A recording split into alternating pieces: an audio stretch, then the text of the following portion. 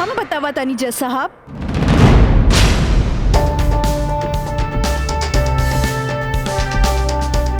हम बताई।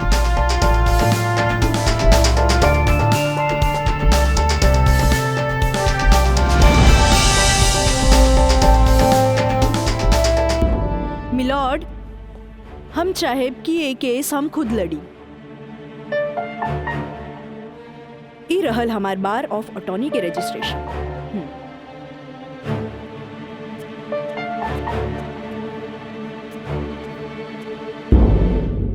ओके, you can proceed. Thank you sir. आशीर्वाद दी। खुश रह। जा। मिलॉर्ड, बचाव पक्ष के वकील बार बार पूछा तारे कि 4 साल हम कहाँ रही। मिलॉर्ड, 4 साल इनके मुवक्किल राजा जैसन तमाम मुजरिमों के सजा दिलावे खातिर ई चोंगा बहुत जरूरी रहे कि हमनी के जीत पावल जाई, समझला? हे, हार के बात करे जो अपना ससुर करे, ससुर के नाती पहले ही हार के बात करता। ये देखा तारे, विक्ट्री है विक्ट्री, विक्ट्री हमनी का हो। अरे पिंटू, एकरा के बता कि हमनी जीतब की हारब। जब तक हमनी के टीम में राज बा, हमनी के केहू ना हरा सकेला। केहू ना हरा सकेला।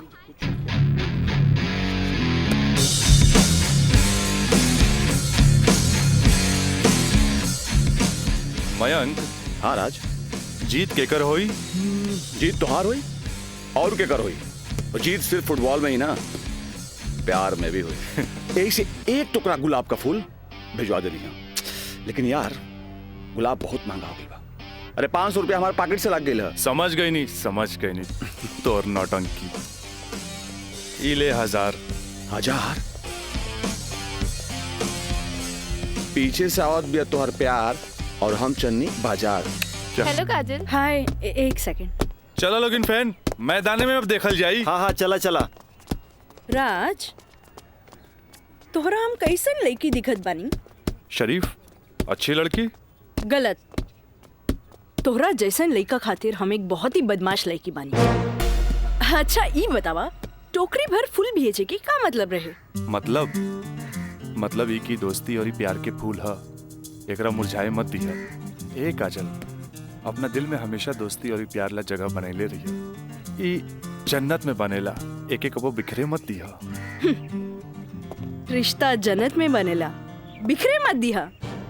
देखा राज, अब तक हम तोहार हर छेड़खानी के नजरअंदाज करत रही, लेकिन अब टोकरी भर गुलाब के फूल भेज के अपन अमेरिकी दोस्त जमावे लगला।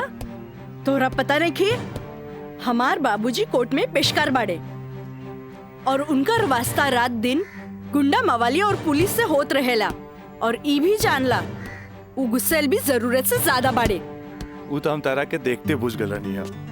वो थोड़ा सा हम तारा प्यार मोहब्बत का दिखा देनी, तू तो हमरा के गुंडा मवाली के लाइने में खड़ा कर देलू। देखा, हमरा ना चाहिए ऐसा प्यार व्यार जेकरा खातिर हम अपन सहेली के बीच में मजाक बन जाई। बड़ा खिसियाइल बिया, पट्टे वाला तो नइखे बुझात, पर हमरा भी तो उहे के पटावे में मजा आवेला जब ना पट्टे वाला होखे। पेशकार साहब। अरे मिथिलेश, बैठा बेटा। Thank you.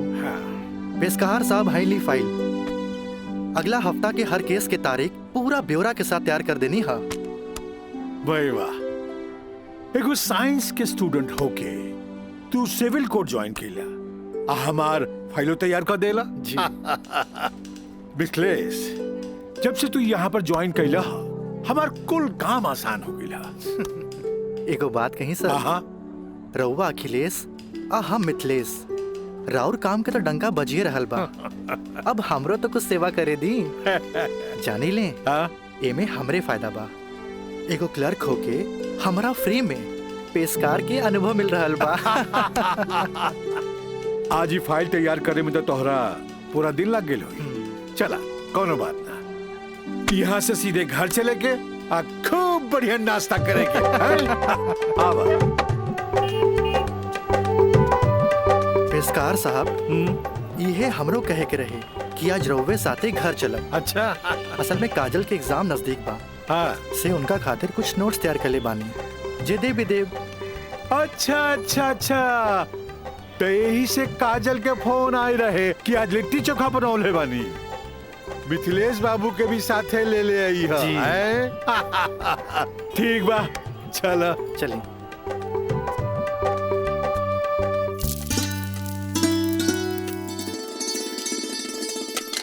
काजल।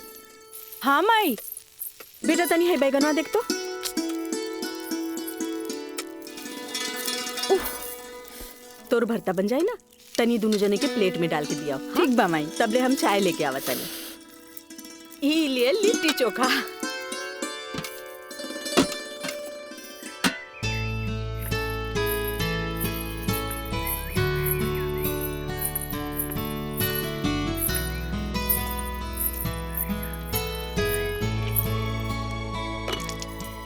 का काजल, कैसन बारू? हम ठीक बानी। नोट्स लेनी की ना? अरे कैसे ना लेती, तहरा हाथ के पंजाबियन के भी फेल करे वाला बैंगन भरता जी खाए के रहे। ठीक कहला मिथिलेश, अपने काजल के हाथ के बनावल भरता के कारण ही सगरो रिश्तेदार के आवन जावन लागल रहेला। जी। वरना ये मोबाइल त रिश्ता नाता के अलगे ही कर देला सर। जी बिल्कुल सही कहनी। काजल, हाई ला अपन नोट्स। हमार अंदाजा है कम से कम इमे से 2-3 सवाल तो जरूर आई। अरे खा भी मिथिलेश, लिट्टी ठंडा हो जात बा। जी।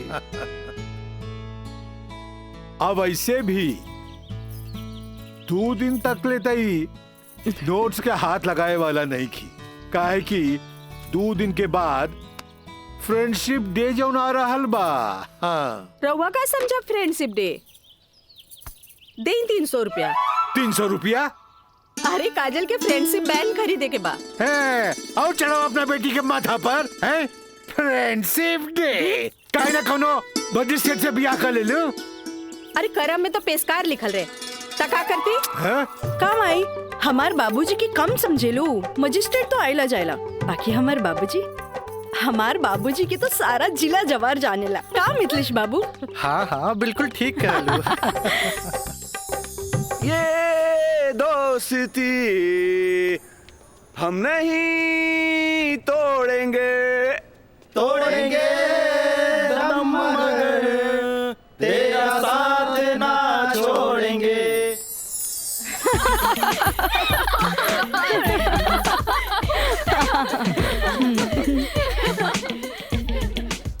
फूल बन के मुस्कुराना भी जिंदगी है, मुस्कुरा के गम भुलाना भी जिंदगी है। क्या बात है। तब मिल मिल के दोस्ती निभाना भी जिंदगी है। अच्छा, हमने के दोस्त तो बरले बानी, बाकी तू कैसन दोस्त की बात कर रहल बाड़ू? ई हमरा समझे में ना आइल। सपना, तू समझ लू का? ना, हमरा तो बिल्कुल ही समझ में ना आई। वही तो। ई का समझी, बाकी हमरा समझ आ गई। कहा तो बता दी। अरे बताओ बताओ। दोस्ती हर चेहरा के मीठ मुस्कान होखेला, दोस्ती ही सुख दुख के पहचान होखेला। वाह वाह वाह। अगर रूठ भी जाए कोई दोस्त त दिल पे ना लेवे के, काहे की दोस्ती त सुख दुख के पहचान होला। और हमार मानना बाकी अगर कोई सच्चा दोस्त रूठ जाए तो ओकरा के त मना लेवे के चाहिए। बिल्कुल सही। बाकी हम एक कर जरूरत ना समझी, काहे कि बुरा दोस्त कोयले के समान होकेला। गरम होके तो हाथ जला देवेला और ठंडा होके तो हाथ काला कर देवेला। बड़ा आए दोस्ती समझावे वाला। तू लोग सुना इनके प्रवचन, हम जाते अरे हैं। तनी रुका तो।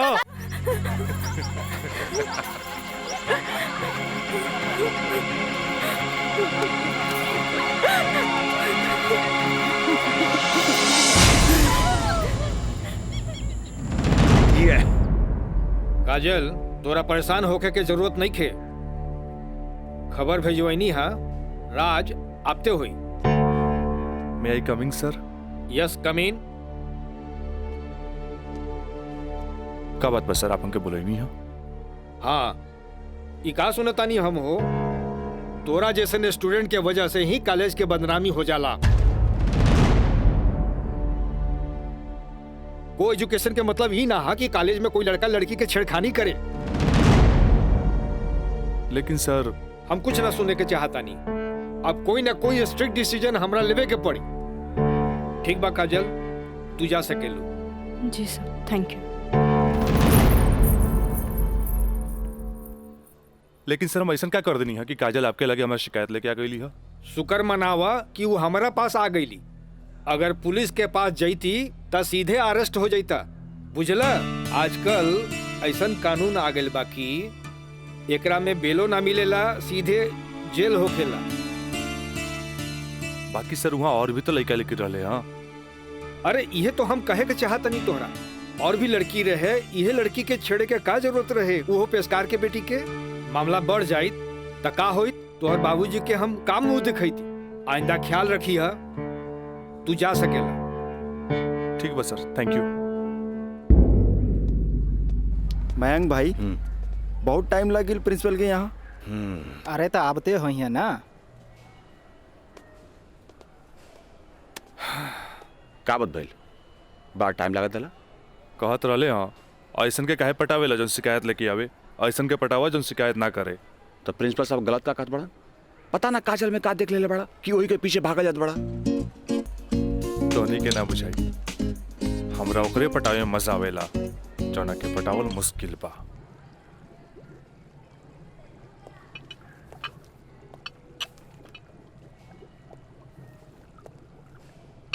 क्या हो रहा है? जी सर। ए पिंकी, हाँ रिटन एग्जाम तो बढ़िया गए, बाकी लागत है कि प्रैक्टिकल तो हमरा ले डूबी। हमरा तो बहुत बढ़िया बा, बस एकरा में से नापे के बा और ए में लिख लेवे के बा। अच्छा बतावा का करी, इसमें का डाली? एकरा में ई एसिड डाला। ये? हाँ पक्का? हाँ।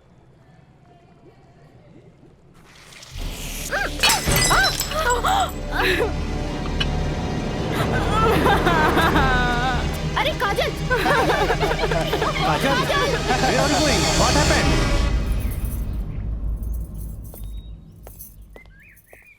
प्रणाम माँ जी। प्रणाम, बैठा।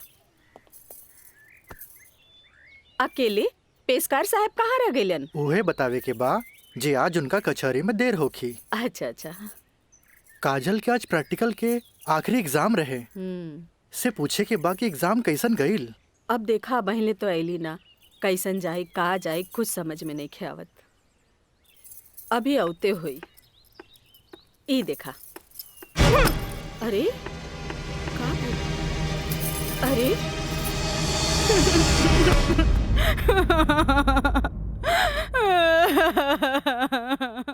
काजल, काजल, ए काजल, का भइल? अरे हमनी के अनदेखी करके यहाँ के रोवे लगलू। अरे का भइल? परीक्षा तो ठीक से गई ना? अरे बोल। प्रैक्टिकल खराब हो गए, एन वक्त में टेस्ट बुक टूट गए। हम फेल हो जाए माई, हम फेल हो जाए। अरे का काजल, तू तो बड़ा जल्दी निराश हो जाली। अब केमिस्ट्री थ्योरी में जहाँ तक हमनी सोचले रहनी, कम से कम तोहरा के 40 मार्क्स तो मिलबे करी। अब प्रैक्टिकल में मार्क्स नहीं मिली तब पास होके से के रोकी? बाकी मिथिलेश बाबू, हम तो प्रैक्टिकल में छोड़ के आ गए नहीं। अरे तो का भइल, इन्विजिलेटर 0 ही दिहन ना, इतना हदीर काहे होत बारू? हाँ, एग्जामिनर अगर एकरा के इशू बना ले, अब माइनस मार्किंग करें, तब बे फेल होए के बात हो सकेला। अरे तो रो रो के हलकान भैला से का पास हो जेबू? ई देखा था, जा मुँह धो, भगवान सब ठीक करिए। जा। का ठीक करिए? अरे अब कहा होई कुछ समझ में नहीं ख्याल, कुछ ना बुझाता हमरा के। माँ जी, अब रहुआ परेशान मत होई, एकर थ्योरी पेपर बहुते बढ़िया गईल हा।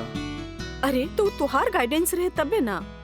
अरे साइंस के स्टूडेंट रही त गाइड कर देनी, एमे का। ता ठीक बा, अब तू ही समझावा ओकरा के। ठीक है। आई लघु हो जा चुप। भैया एक सैंडविच लाइए। हाँ हाँ ले।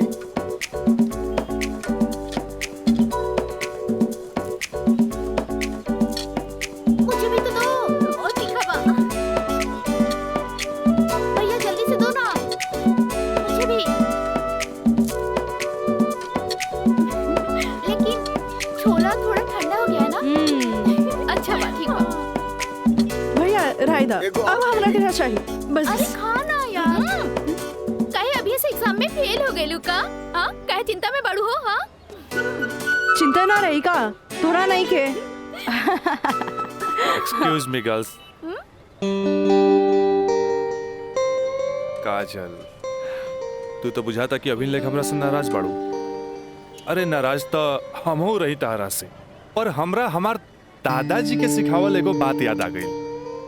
कोई भले ही बोए तोहरा ला काटा, तू बोए ओकरा ला फूल।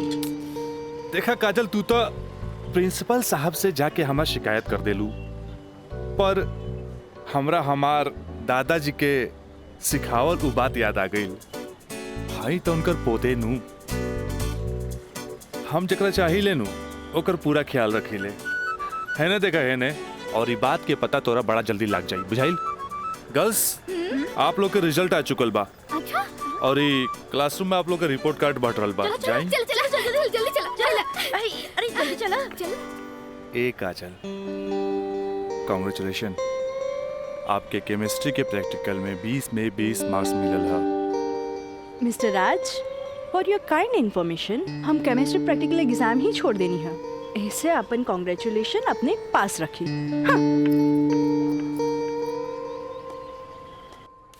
Roll number 31। यस सर।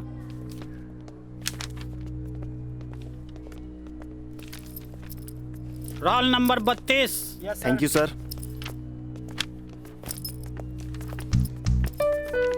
Roll number 33। यस सर। Roll number 34। यस सर। Roll number 35।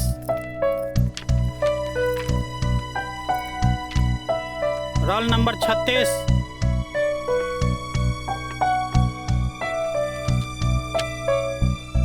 सैंतीस। Roll number 38।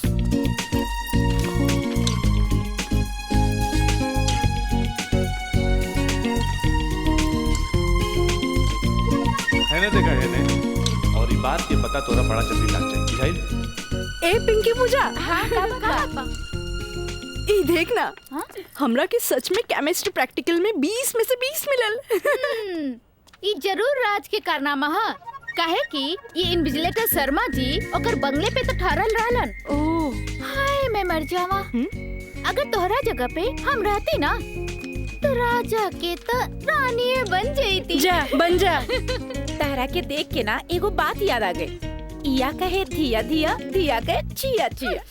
एक हुआ जौन तारा पे जान छिड़केला, और एगो तू हा जौन एकरा के ठेंगा दिखावत थिया। अच्छा चला, हम तो परीक्षा में पास हो गए नी, ये हमरा खातिर बहुत बड़ा बात बा। पापा देखिए तो बहुत खुश हो जाइए। हाँ चला।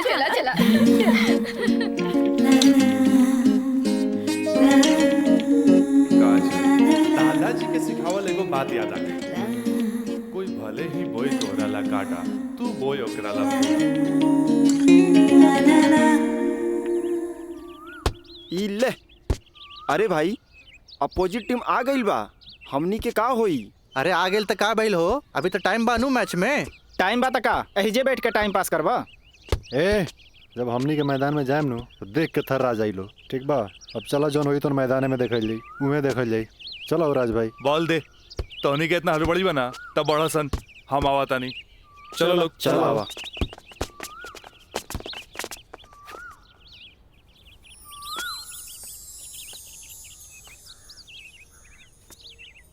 सुनो,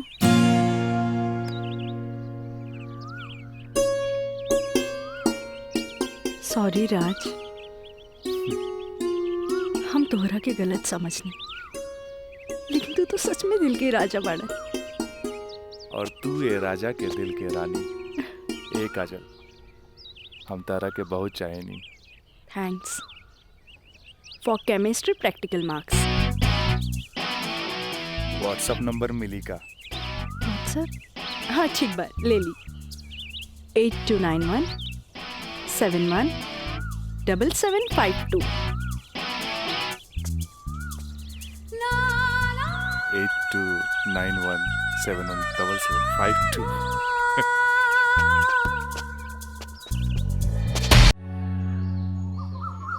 अच्छा ये बताओ यार कि तो हम लोग का प्यार, मतलब हाँ प्यार कब से चला था?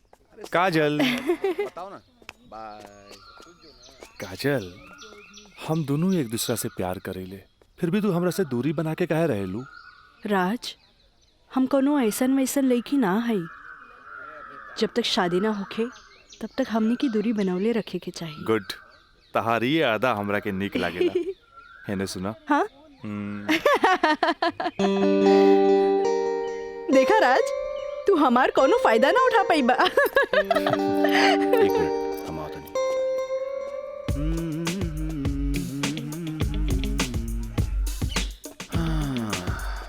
राज यार, एगो बात बताई। काजल अब यार हमरा के भी अच्छा लगेगा यार। हम एगो बात बताई। तू हंसुआ के बिया में खुरपी नियन गीत मत गो। वो तो और भाभी लागी। का लागी? भाभी। चल।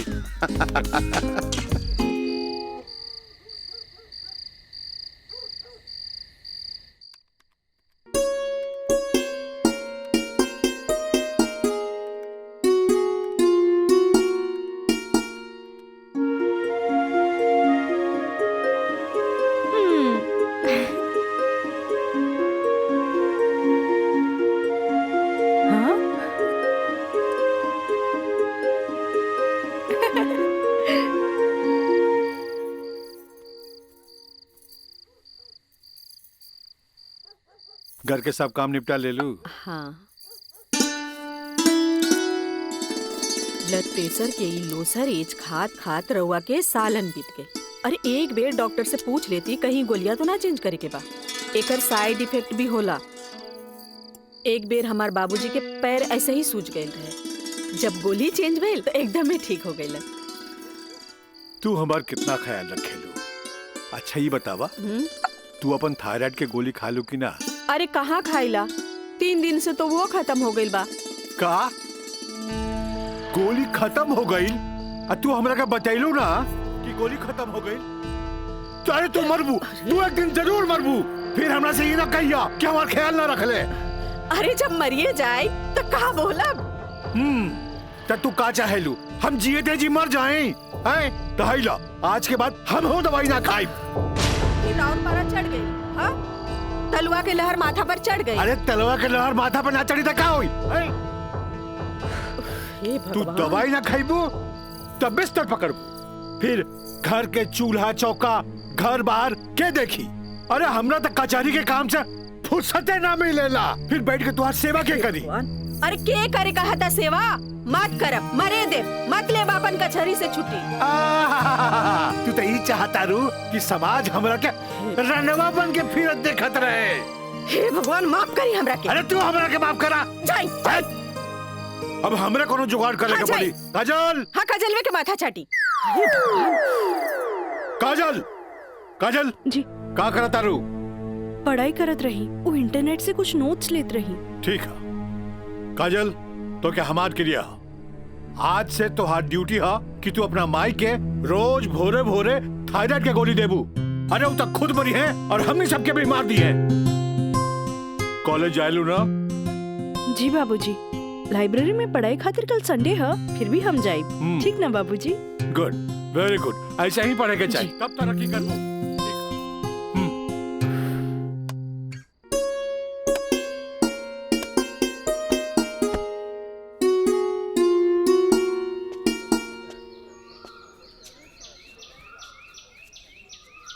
काजल। Thank you. काजल, हम दोनों एक दूसरा के बहुत चाहिए, पर जब हम हमरा फ्यूचर के बारे में सोचिले तो हम देखिले कि हमार बाप के पास बहुत दौलत बा। उनकर दौलत के संभालत संभालत हमार जिंदगी गुजर जाई। हमरा ये आम आदमी नियन नौकरी चाकरी करे के फुर्सते ना मिली। अब बस तू हमरा जिंदगी में हमार जीवन साथी बन के आ जा, तो हमार जिंदगी एकदम मजे में गुजर जाई। ए काजल, तू काहे ना अपना बाबूजी से हमरा बारे में बात करेलू? बाबूजी से? ना बाबा ना, हम ना बोल सकेनी। हमार बाबूजी बहुत गुस्सेल बाड़न। वाह भाई वाह, एक लौता बेटी भैला के बाद भी तू अपना बाबूजी से बात न करबू, काहे कि बहुत गुस्सेल बाड़े। और इकलौता बेटा भइला के बाद भी हम अपना बाबूजी से बात ना करब काहे कि वो बहुत पैसा वाला बाड़े। ऐसन में तो हमनी के सपना धरल के धरल रह जाई। काजल, काहे ना हमनी के भाग के शादी कर ले जाओ। बिना बतैले भाग के शादी कैसे कर सकेनी? हाँ काजल, हफ्ता भर के तो बात रही। हमनी के भाग के कहीं भी शादी कर लेल जाए और ओकरा बाद अपना अपना बाबूजी के बता देहल जाई। सोचत का बाड़ू तारा से ऊंच कूल और धनाट घर के हई। जब तू अपना बाबूजी के बतैबू नु तो ना कर पाई है। और हमहू जब हमरा बाप के बताएब कि हम भाग के शादी कर लेले बानी तो नाहियो चाहते हुए भी तारा के अपना बहू के रूप में अपना ली है। ए काजल, हम तारा बिना एक पल भी ना जी सकीले। ठीक बा, हम कोशिश करब। इनु भइल बात। अब छोड़ा हमरा, बाय।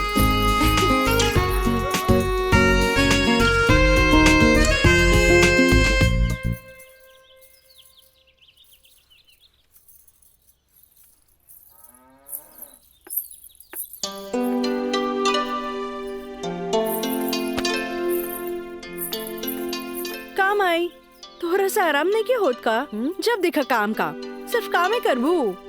हमारा आराम के छोड़, ई बता हमरा से तोरा के का काम पड़ गई जे हमारा आराम के सोचे लगली? काम आई, हम तो हमेशा सोचनी ना माई।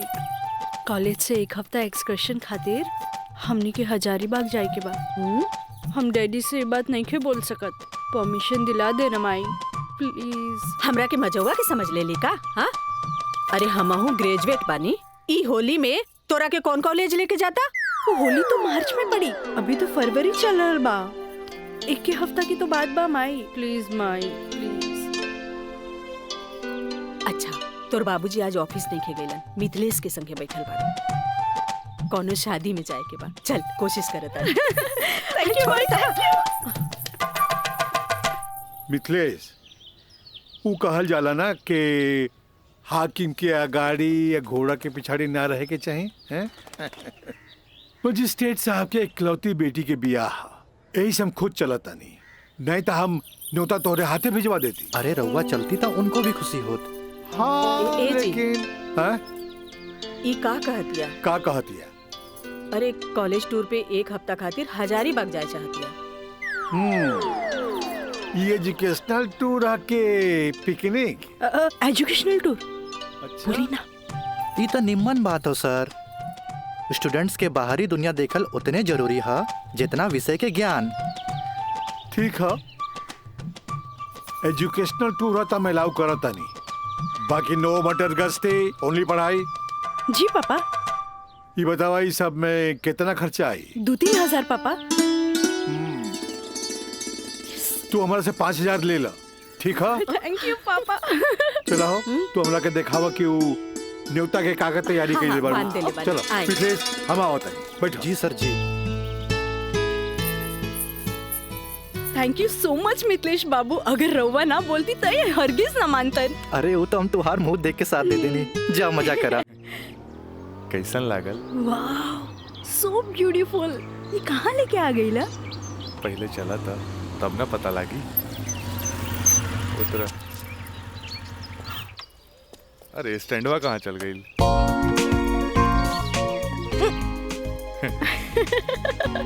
बड़ा धांसू सजीले बा। हाँ चला चली। आता था।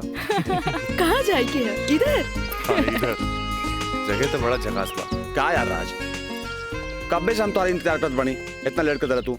मयंक, राज, मयंक यहाँ? हाँ, एकरा पहले भेज देनी। इस सारा जे तामझाम बा, इस सब के अरेंजमेंट के करी। यार तो हम लोग का शादी खातिर एक विद्वान पंडित से बात कर ले बानी, और देखा तोहनी के आराम खातिर यहाँ सारा साधन सुविधा मौजूद बा। और हाँ, हनीमून खातिर स्वीट रूम भी बुक कर ले बानी। और देखा अब हम निकलता नहीं, कहे कि हमारा के मंदिर जाए के बा, और मंदिर जाके पूरा शादी का सामग्री लेके आए के बा। बाप रे, इतना सब तैयारी। अरे शादी की करबा, हमार दोस्त राज का शादी बा। गलत बात। शादी होता हमार सपना के शहजादी काजल के राज के साथ। अच्छा देखा यार, जो तो पैसा दिला सब पैसा खत्म हो गए ताम झाम में। ऐसा करा कि हमरा के तू 25,000 रुपया और दे दा, काहे कि बहुत सारा काम बाकी बा अभी। पैसा के कौन बात भाई, ई ले। अगर बाबूजी अगर ये शादी करे थे नु तो लाख के खर्चा लाखों में चल जाई। दोस्त महिम रिश्तेदार पूरा शहर के बुलाई थे। और वैसे भी तो बाबूजी जब रिसेप्शन पार्टी दी है तो जाई खर्चा बढ़ी। अच्छा हम निकल रहे हैं, बहुत सारा काम बाकी बा। ठीक बा, तू लोग आराम कर, चलो बाय बाय बाय। तो काजल अब तक गला लगईबू नु यहाँ तो यहाँ के जाना था हमनी के। ओ Raj, I love you. I love you too. जुबान निकालिए, बंद कीजिए। ठीक है।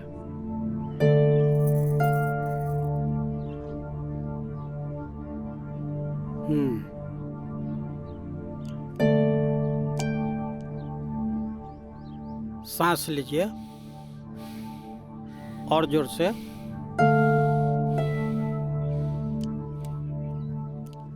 घबराए के कोई बात नहीं है। ऊपर के बीपी थोड़ा बढ़ गई है। अच्छा। से लागता कि काम के प्रेशर ज्यादा बा। जी नया मजिस्ट्रेट आइले हाँ से कुछ ज्यादा ही फाइल इनके हवाले कर देले हाँ। ठीक है, ठीक हो जाई। अभी आंख लगल बा, सोए दिन का के। और हाँ, पानी पियावल करी, काहे कि पानी पियला से पेशाब यानी यूरिन पास हुई तो रिलैक्स हुई है। जी जी बाकी दवा वही चली। जी डॉक्टर साहब। जी डॉक्टर साहब, हाईली अपन फीस ई का करतानी, जे आदमी पेशकारी में हमरा से कहियो फीस ना ले ले, उनका से हम फीस ली रह दी। डॉक्टर साहब। Thank you, thank you. प्रणाम डॉक्टर साहब।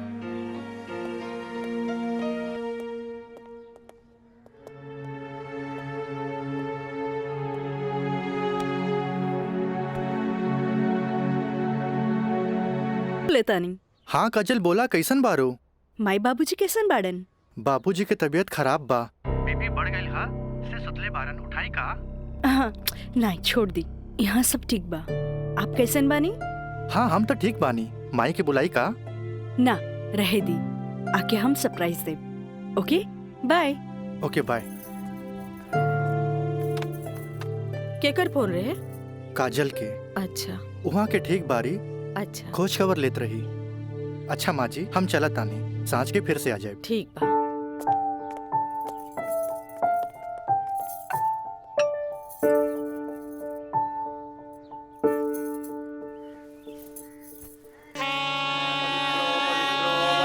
पवित्रो पवित्रो मसि पवित्रो धूर्तमसि एवं ओम मसि ओम ओम ओम पवित्र पवित्राः केशवाय माधवाय सर्वेश्वराय अपितृ स्वाहा तत्पुरुषाय स्वाहा ओम नमः स्वदन्ताय सहस्राक्षाय सहस्रपदे पूर्वशे पवित्रमशे सर्वभूतमशे चन्द्रमशे वामाय ओम ओम ओम ओम ओम बुधाय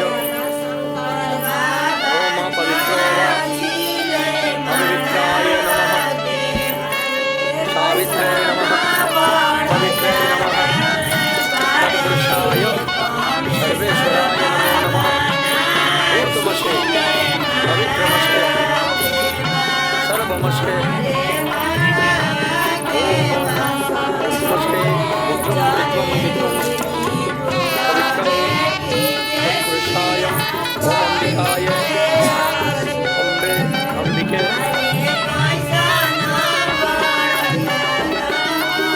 राजलाय राजाय नमो नमो नमो नमो विवाह संपन्ना भवतु।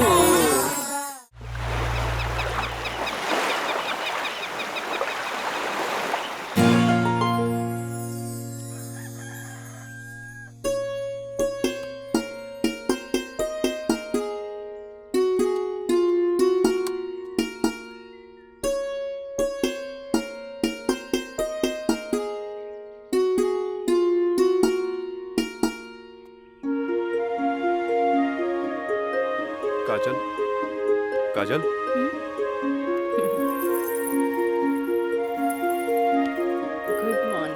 Good morning. उठे के मन तो हमरो ना करत रहे, पर खाली सुतल रहला से जिंदगी ना नु चली। चाय ले लो, गर्मा गर्म चाय। मयंक अपने हाथ से बनेले बन। ए ओ कुछ ना, सिर्फ भाभी खातिर और ई गर्मा गर्म चाय। काजल, इस शादी ब्याह में कुछ ज्यादा खर्चा हो गई।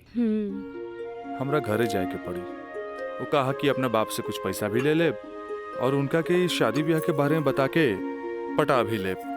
आखिर तेहरा के ले जाके उनका आशीर्वाद भी तो दिलावे के बा। लेकिन तबले हम कहाँ रहब? अरे यहाँ रहबू, तहारी देवर बानू मयंक। हाँ? का मयंक भाभी के ख्याल रखबे ना? बिल्कुल बिल्कुल ख्याल रखब। ये ले पैसा। अरे और यहाँ के सब बिल उल चुका दिए। बिल्कुल भाभी, टेंशन ले लगा, कोनो जरूरत नहीं के। हम बगल वाला कमरा में बाड़ी। और हाँ, तू चाय पी के फटाफट फ्रेश हो जा और जन खाए पिए गई ऑर्डर दे दिया। ठीक ठीक बा। और हम रात के छोड़ के यूं आवता नहीं। तू चल, हम आवता नहीं। चल। ए काजल, अरे हेने आवा।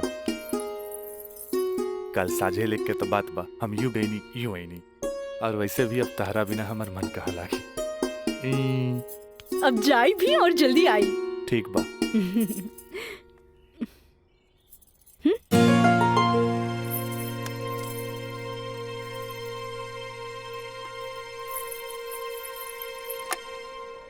हेलो। हाँ, अरे देख रही हो कि मैं ऑफिस में हूँ, कितना काम पड़ा है, कितनी फाइलें पड़ी हैं, और तुम हो कि ये ले आइएगा वो ले आइएगा। हद कर दिया तुमने यार। मैं कम इन सर? कम इन। अखिलेश बाबू कैसन बाड़न? जी बीपी तो कंट्रोल में है, बुखार के वजह से थोड़ा कमजोरी आ गई है, यही से शुक्रवार तक की छुट्टी की अर्जी दे ले हैं। कोनो बात नहीं के, दिन रात काम करे वाला आदमी के अरे थोड़ा बहुत आराम तो चाहिए ना। जी कह दिया ऑफिस के चिंता न करे जी, जब वो ठीक हो जावे तबे ऑफिस आवे। ला एकरा के फाइल में लगवा दे। Thank you sir.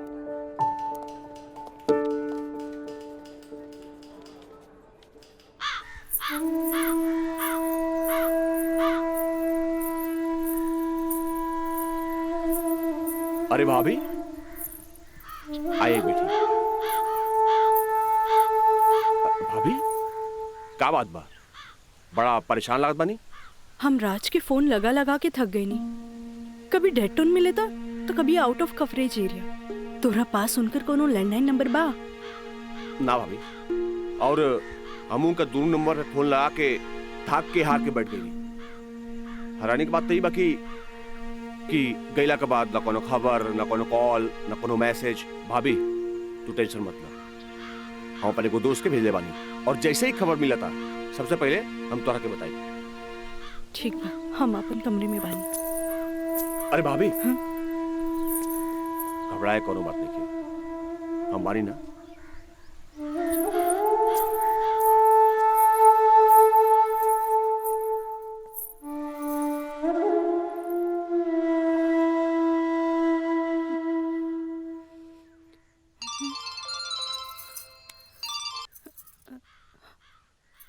Kajal, trip कैसन जा रहल बा?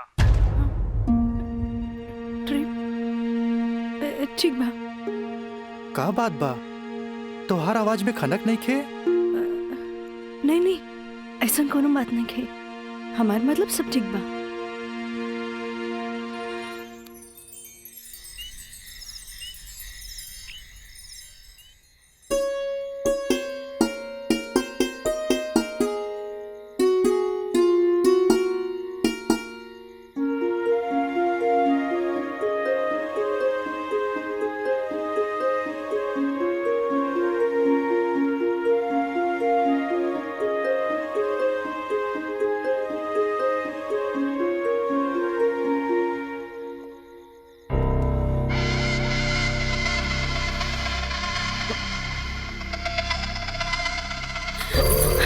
देवर जी, मयंक, ये क्या बदतमीजी है? चल जाइए यहाँ से, वरना राज के बता दे। किसे? राज से? राज से? वो भाग गए? हाँ? आवेला नहीं के हाँ? तोरा क्या पता हाँ? ये भी कुछ हो रहा बना सब ओकरे प्लान के तहत हो रहा बा वो तो तोरा के भोग के और भौरा जैसन चूस के भाग गए काजल पता बा जब तो के पहला बार देख ली तू पहली नजर में हमके पसंद आ गई हम तो के दिल से चाहे लगे काजल आज दिल से चाहे लगे तुझे कहा तारा कहो सच बा सच ना 16 आना सच बा ये बात हम तुझे बहुत पहले बता देती लेकिन क्या करी ये मेरी हमार मुंह बन के तरस देखा तू गरीब हम गरीब हम तो क्या अपने काजल हाँ हमसे ब्याह कर ला हम तो क्या बोले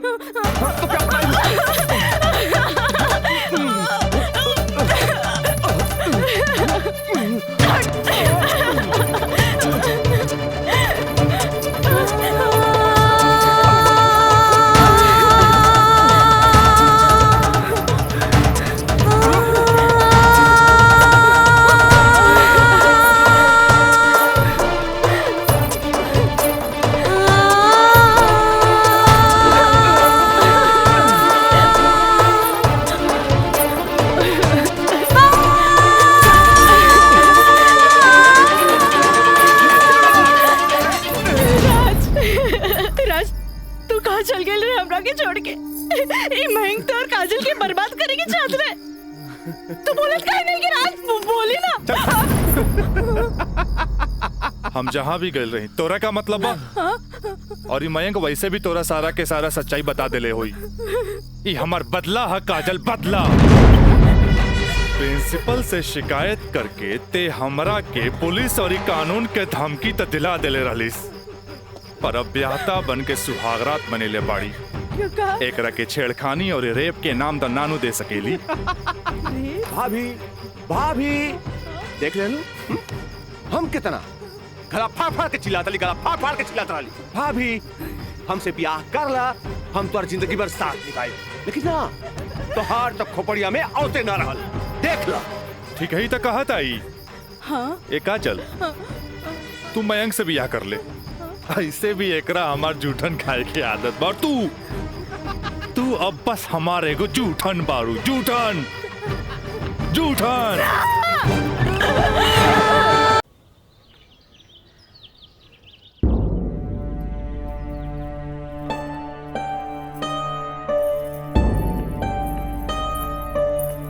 काजल काजल कहाँ भइल मई बाबूजी के अरे ये ठीक बाड़न दवाई खा के सुतल बाड़न रुका हम उठा देता नहीं ना मैं रह दे आराम करी दे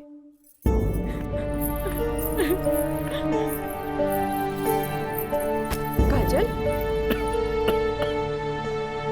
का भइल सर का भइल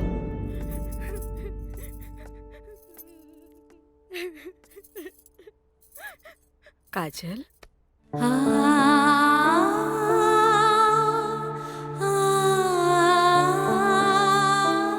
अरे इतना रोवे की कोनो जरूरत नहीं है तोर बाबूजी ठीक बाड़न अरे वो तो बुखार के कारण ब्लड प्रेशर बढ़ गई रहे इतना परेशान मत हो इतना परेशान मत हो माई हमरा से बहुत बड़का गलती हो गई हम एक्सकर्शन में ना गए रहे बल्कि हम अपन बॉयफ्रेंड के साथ गए रही और वो हमरा के दगा दे गए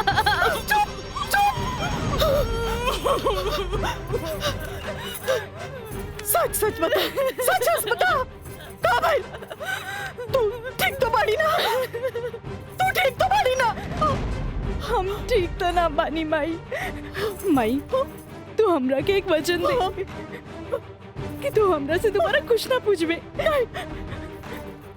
जो भाई बहुत गलत भाई बाकी अपने आप के ठीक कर ले माई, अपने आप। काजल,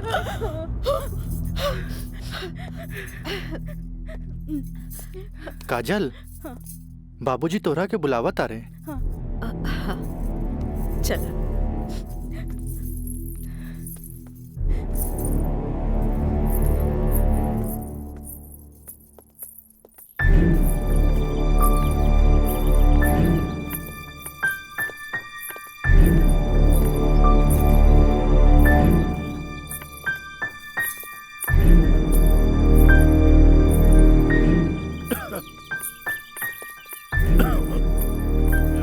प्रणाम बाबूजी।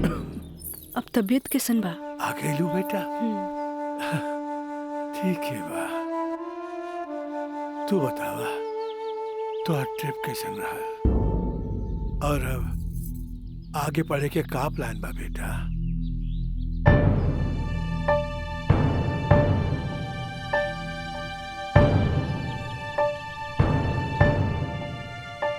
बतैलू ना बेटा? पापा, हम वो साइंस ना पढ़ के लॉ पढ़े के चाहता नहीं। तो ओकरा में का बात है बेटा? विषय कोनो खराब ना होखेला, पर जरूरत है तो ओकरा में अच्छा करे के। अगर तू लॉ ज्वाइन करे के चाहता रहो तो लॉ ज्वाइन कर ला।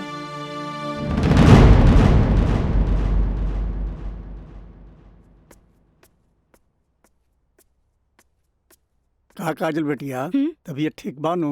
क्लास कब के खत्म हो गई? तू बैठल वारू बंद करे के रहे। हाँ काका, रूम लॉक कर दी। हम तो बस ऐसे ही बैठ गए रही। अच्छा।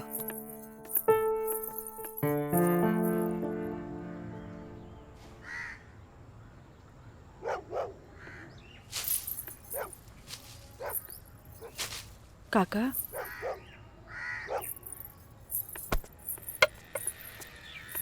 अरे बिटिया, तू फेर आ गेलू? अरे हम कई साल से देख रहल बानी कि हर 3-4 महीना पर तू आ जालू। पर बिटिया, राजा तोहरा से नइखे मिले चाहता। वो बड़ लोग हवन, उनकर जिंदगी में तारा जैसी लड़की की कीमत चाय के कुर्बा के बराबर हा, जे पी के फेंक देवलन। काका, तोहरा का लागता कि हमें को फिकल कुर्बा है? नहीं बिटिया नहीं, ऐसी बात नहीं की। जे हम देखिला से बताइनी बिटिया, हम उनकर घर के नमक खैले बानी। फिर भी जब जब तू आयलू हम उनका बताइनी, पर राजा बाबू है कि एक कान से सुने ना और चल जालन। पर बिटिया, हम वहां के नौकर हैं। फिर भी अगर हम तारा काम आ जाई ना तो हम अपना एक बहुत खुश नसीब समझब। काहे कि तू जब जब आवे लुनू हमारा देखल नहीं जाला बिटिया। काका, अब की बार उनसे कह दिया कि काजल आखिरी बार आयल रहे। एगो घड़ा रहे जेकर पानी ऊपर तक भर गई।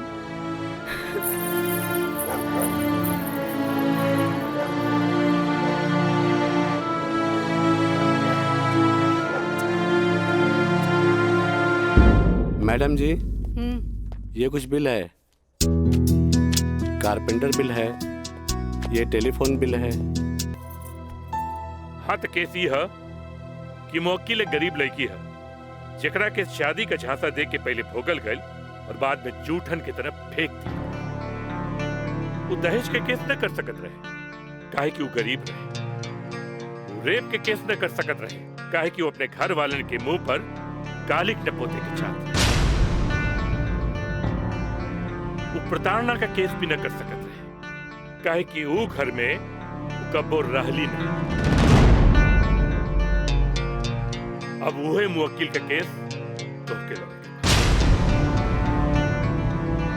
अब वही गरीब लड़की का केस एक पढ़ा लिखल समझदार वकील के लड़ेगा।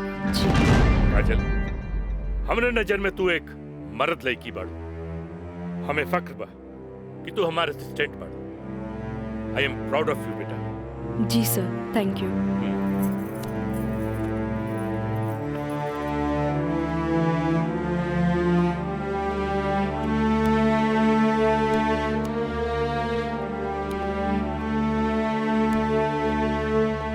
बाबूजी, लड़की हर मोड़ पे डरत रहेली।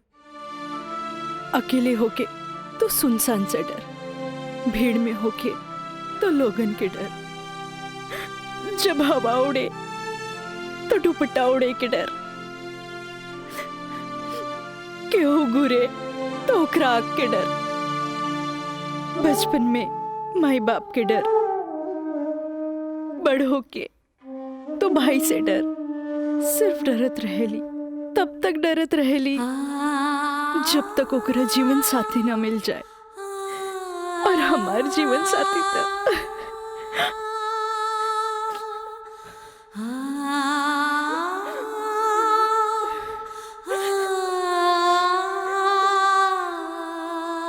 बाबूजी, आज हमार पहला केस बा, राउर आशीर्वाद चाहिए। काजल, माई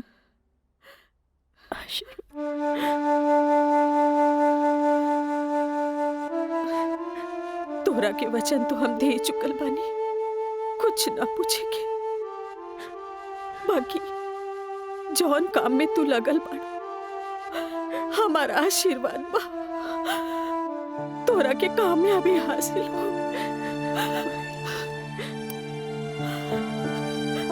चल।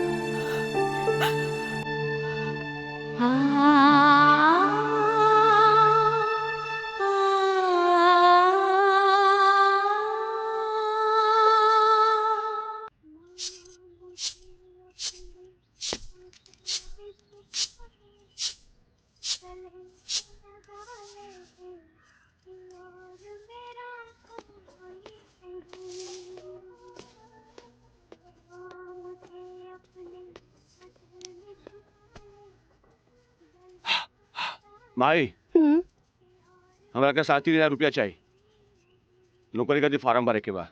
काहे? वो तो हाथ दोस्त राजा, वो ना करेगा तोरी मदद।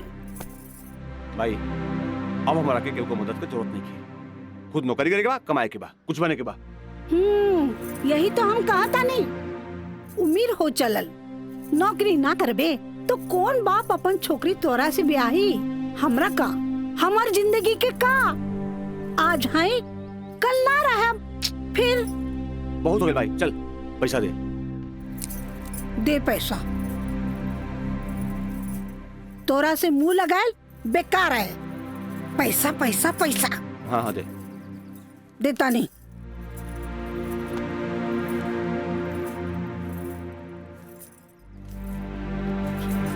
कितना? हम गिन ले ली, दे 500 और दे। ना नहीं, 500 और दे। का है? 3,500 चाहिए। देनी ना। चल अब ठीक काहे मांगता रे? चल जा, पैसा चाहिए।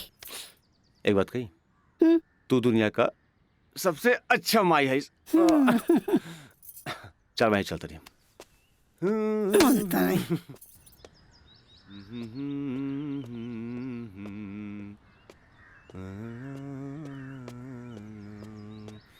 Mayank,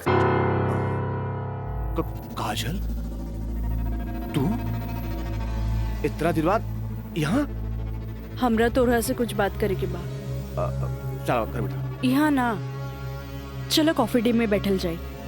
coffee day? अरे सोचा मत, हम पियाई कॉफी तोरा।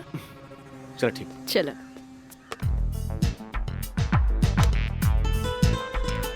इला। Thank you. पिया ना।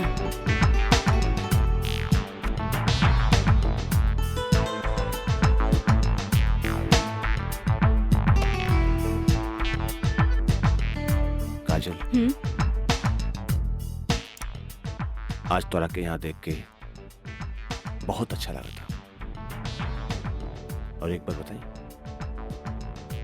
पिछले 4 साल में कौनो ऐसा दिन ना गुजरल, कौनो ऐसा पल ना गुजरल जिसमें तुके याद ना कैलो।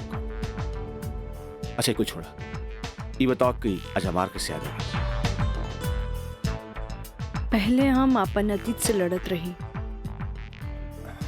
लेकिन अब हमरा लागता कि हमें सेटल हो जाए के चाहिए। बाकी दुख ही बा कि के अपना ही हमरा के। अगर तुके प्रॉब्लम ना होके तो हम तोहरा के अपनाए। लेकिन हम गरीब हैं। अरे तो हम कौन अमीर बानी? हम तो गरीब बानी। हम और तू चाही तो अमीर हो सकत हैं। वो कैसे? हमार साथ दे के। जिंदगी भर साथ दे। ऐसे ना, प्रॉमिस करा। प्रॉमिस। चला। चला। हाँ।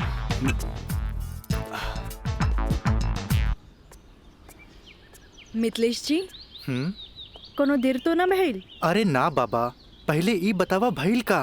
मयंक से साथ देवे की वादा ले लेनी है। अब तू अपन मिशन में कामयाब जरूर हो जाएगी। आगे देखी, लेट्स गो। सुनी, एगो बात कही, सब कुछ जानला के बाद भी आप हमें हेल्प करत हैं। ऐसे हम कबो ना भूल सके। पहले तो ना, पर अब सोचे लगनी है कि जिंदगी के हर लम्हा में आपके जरूरत पड़ी। चल आप चली, तोरा घरे छोड़ दी।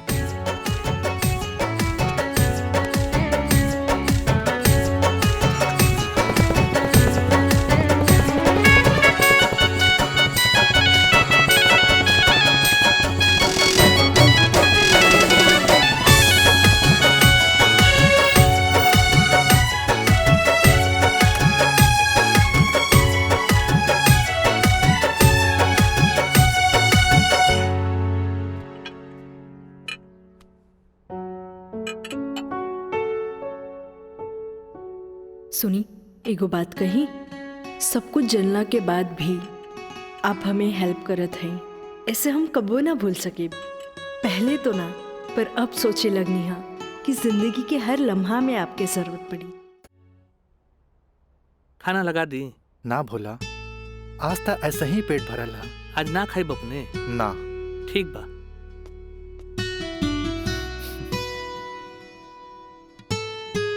मैं पंडित देवी दत्त शर्मा। का कहनी है? देवी दत्त शर्मा।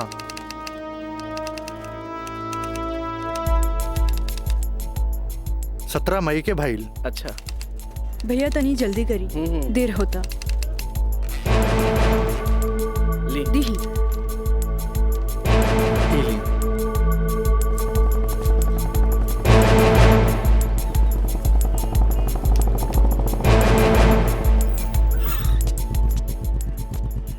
आ गए नहीं टाइप करा के?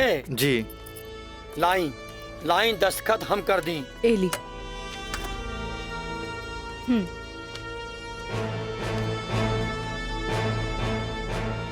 जय गणेश।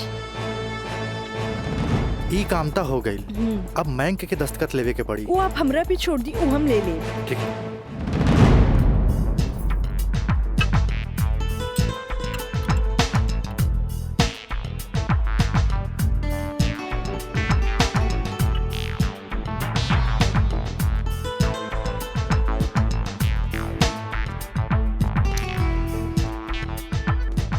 हेलो।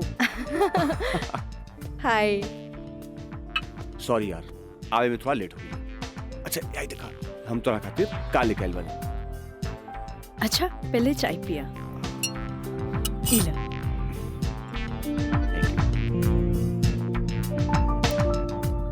अंगूठी सोना के? हाँ। वो है इतना हल्का? मन तरह की हीरा के लेके आई थी, लेकिन का करी, पैसा का तंगी।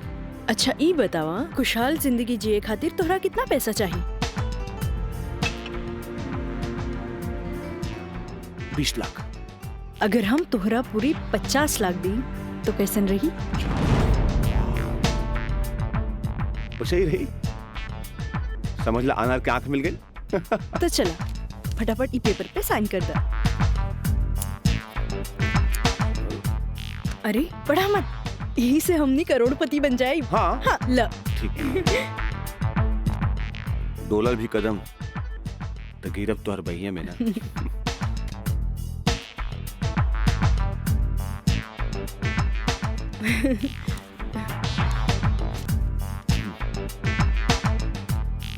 आज से हमनी का नया जिंदगी का शुरुआत। मीना, मंजू, रेखा, कस्तूरी के डांस देख के कुछ समझ में आयल? अरे सरकार के देख के बाजार बदल जाला, बाजार के देख के साहूकार बदल जाला, आ घोड़ा के देख के सवार बदल जाला, शिकारी के देख के शिकार बदल जाला। ऐसे ही मेहमानों के बदले पे सत्कार कभी बदल देवे के चाहिए। अरे पहले के जमाना कुछ और रहे कि मर्द नाजो आदा पर लुट जात रहे, लेकिन अब जमाना बदल चुकल बा। आज के जमाना के मर्द सबके कमर तोड़ नाच पसंद आवेला। जितने कमर हिलाइबू और सीना झटकाइबू, मर्द उतने जल्द तोहार दीवाना हो जाए। दिखाओ करके। अरे ऐसे ना, ये देखो। कस्तूरी बाई, कस्तूरी बाई। चाहे नसीब, चाहे नसीब। तक लिया। बहुत दिन बाद तशरीफ लेनी राजा बाबू। भला ऐसे भी केहू केकरो भूल जाला? आए, बैठ।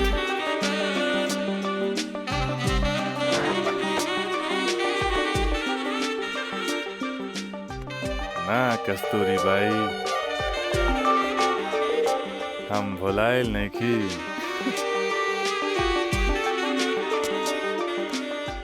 वो तो बस हमार शादी होके वाला बा।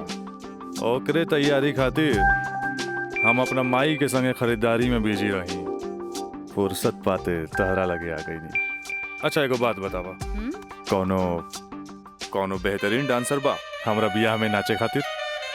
बानो, एगो नया परिंदा बा। हाँ। मंजू, राजा बाबू का उहाँ ले जा जहाँ आज निराली का प्रोग्राम होता। आई जाए।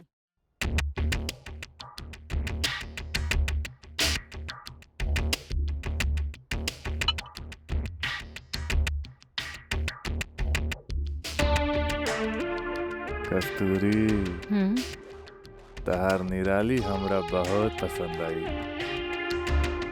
पसंद तो आ गल राजा बाबू, लेकिन ओकर रेट तनिक कड़क बा। पूरा 5 लाख लेतिया। लाख 2 लाख तो हम तहरा पे ऐसे ही उड़ा दिला, तब 5 लाख कौन बड़का चीज बा? ओकरा से कह दिया हमार बियाह में अगर उ कमर तोड़ नाच करी ना, हम ओकरा सोना ना जराओ हीरा के अंगूठी देव, उहो अपना तरफ से। और बाकी के रिश्तेदार जे ओकरा पैसा दी हैं वो अलग बात।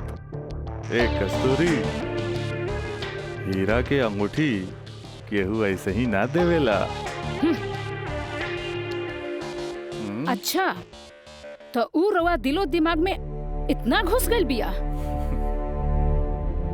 अच्छा एगो काम कर, तनी हेने लावा, हमरे तरफ से ई ला।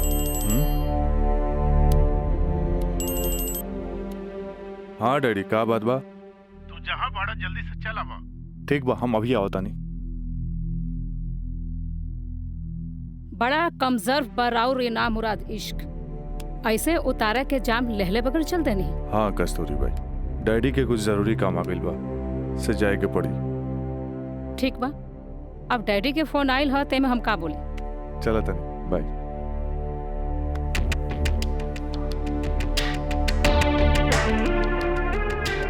हीरा के अंगूठी तो दे गई, लेकिन तेरा दिल में गड़ल निराली के तीर निकाले के पड़ी।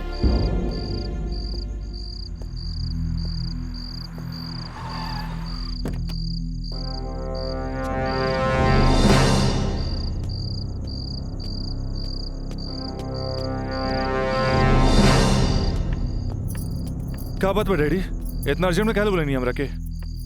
राजा, हाई हम का देखा तानी? कौन लेखी बिया काजल? अपना मुंह में करखा लगावे खातिर ओकरा से बियाह कर लेला और फिर ओकरा वही छोड़ के भागीला। अब वो अपना हक मांगतिया। बाबूजी, हम ऐसा कौनो लड़की के नहीं जानत। ए माई माई माई, देखा था इसको कैसे झूठा इल्जाम लगावता है हमरा ऊपर ही। राउर का दिमाग खराब हो गइल बा। अरे जे हमरे लड़किया के ऊपर लांछन लगावत बानी। हमार दिमाग नहीं के खराब भाई, हाई देखा, हाई कोर्ट से नोटिस आइल बा। भगवाने बचावा घर के। लागत कि जगदम्बिका पाल के नाक कटिए के रही। केस नंबर 5078, काजल सिन्हा वल्द स्वर्गीय अखिलेश प्रसाद सिन्हा व राजा सिंह वल्द जगदम्बिका सिंह।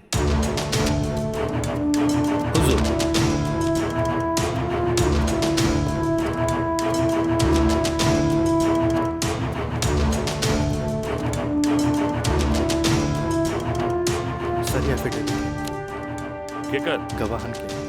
अच्छा ठीक है, चल बेटा। मिलॉर्ड, असल में ये एक अमीर आदमी के प्रताड़ित करे वाला केस है। साथ में पढ़े वाला 2 बालिग दोस्त के आपन मर्जी से हम बिस्तर होए के केस है। I object milord.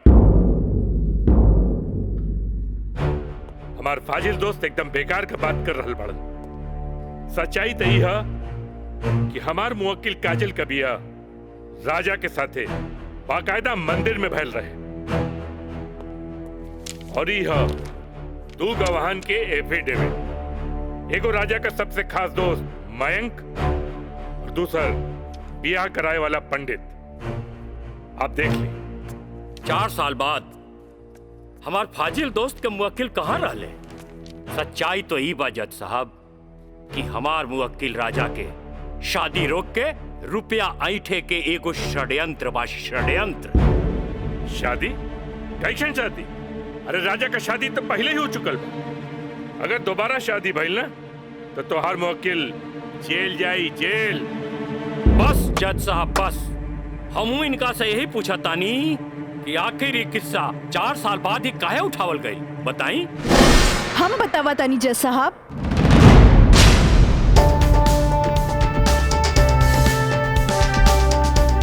हम बताई।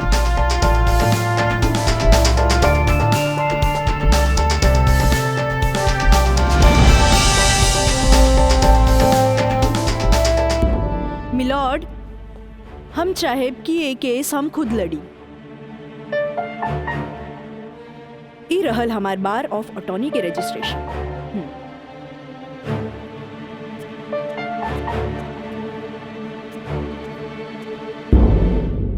ओके, you can proceed. Thank you sir. आशीर्वाद दी। खुश रह। जा। मिलॉर्ड, बचाव पक्ष के वकील बार बार पूछा तारे कि 4 साल हम कहाँ रही। मिलॉर्ड, 4 साल इनके मुवक्किल राजा जैसन तमाम मुजरिमों के सजा दिलावे खातिर ई चोंगा बहुत जरूरी रहे।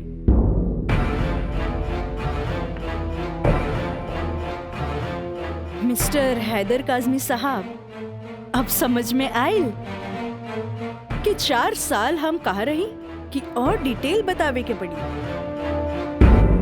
तो मिलॉर्ड, हम केस के स्टडी खातिर हमरा के कुछ समय चाहिए। हाँ,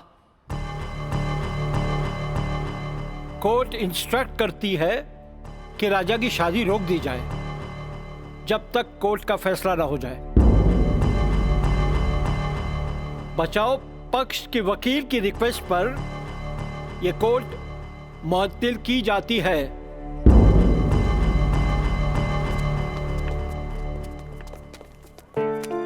बहुत सही किया। देख के घबरा गई, तुरंत चल गई। बहुत अच्छा। ए वकील साहब, कोर्ट से समय काहे ले लेनी है? तका करती तू हमरा के बतेबो ना कैला कि लड़की खुद वकील बिया। अरे तय से आपके का फर्क पड़ी? तू का समझबा कि हमरा का फर्क पड़ी? वो लड़की के आईपीसी आदि कानून के सब धारा मालूम हुई। एक खातिर हमरा के जीरा में सावधानी बरते के पड़ी। खैर तू चिंता ना कर, अब अगला तारीख लेवे दा हमरा के। वकील साहब, अगला तारीख रहुआ जल्द से जल्द ले लिहल जाओ, और रहुआ पैसा के चिंता एकदम न करब। हम पैसा के चिंता ना करब, अगला तारीख जल्दी ले ले हम। चलो चलो बाबूजी, चलो चलो।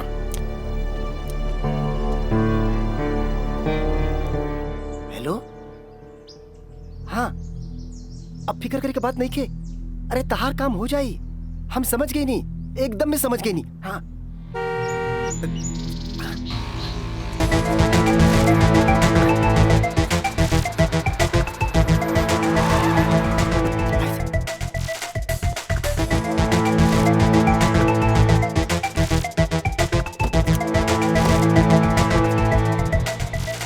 हटा ना, ये पाइप क्या कर दिया बे? हाँ, रखा था नहीं हाँ।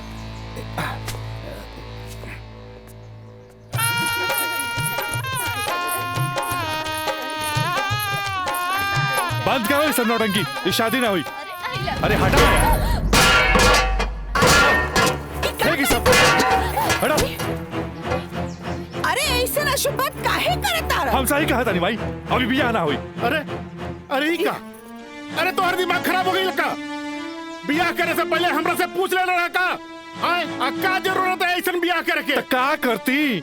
वैसे ना मानत रहे हम कानून से बचे के खातिर बियाह के नौटंकी कर देनी। तो जाके ओकरा बुला करके घर लिया बा। अरे बाबूजी, अगर ऐसा ला के खड़ा कहीं नू तो ऐसा कितना पतों से तारी घर भर जाई बुझाइल। तो फिर का करबा तू? अब हम देखे हमरा का करे के बा। बहुत हो गई, बहुत हो गई। देखा देख रहा लू ना तू? एकर दिमाग चल गई बा।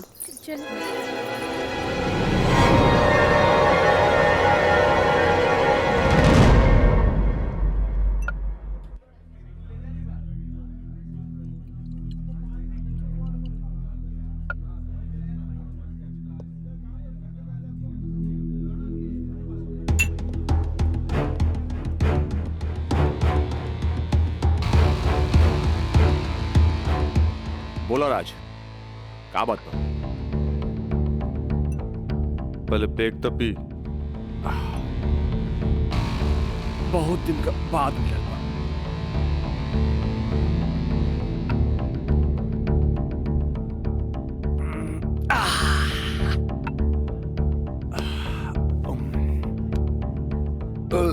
अब बतावा का बात बा?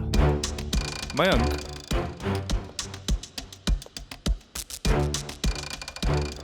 भाई तोरा अपन बयान बदले के पड़ी। एफिडेविट के बाद भी? दोस्ती खातिर।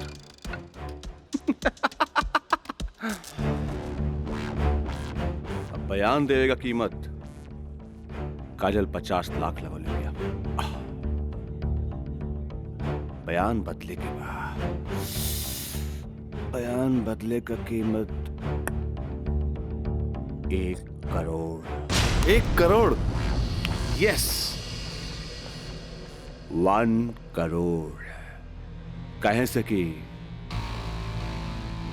हमरा काजल से ब्याह करके सेटल भी होके के बाद, और हम तोरा जैसा अमीर त नहीं की।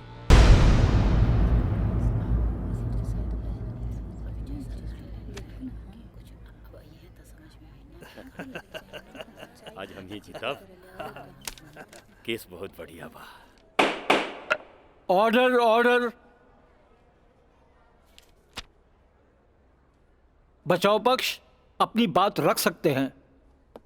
योर ऑनर, बचाव पक्ष के हमार मुवक्किल राजा के हम कटघरा में बुलावल चाहब। ओके, यू कैन।